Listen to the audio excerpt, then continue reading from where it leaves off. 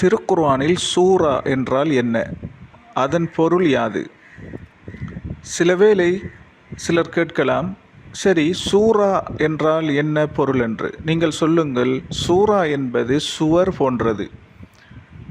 நீங்கள் ஒரு நிலத்தை வாங்கும்போது ஒருவர் சொல்வார், அந்த நிலத்தை பாதுகாக்க நிலத்தை சுற்றி சுவரை கட்டுங்கள் என்று.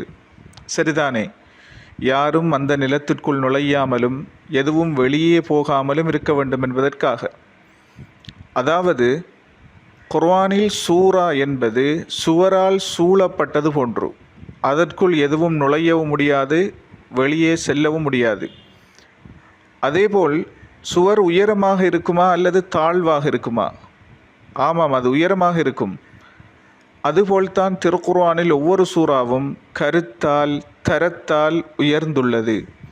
இதனால் தான் அல்லாஹ் மனிதர்களையும் ஜின்களையும் ஒன்றாகவோ தனித்தனியாகவோ ஒரு சூறாவை ஏனும் உருவாக்குமாறு சவால் விடுகின்றான்.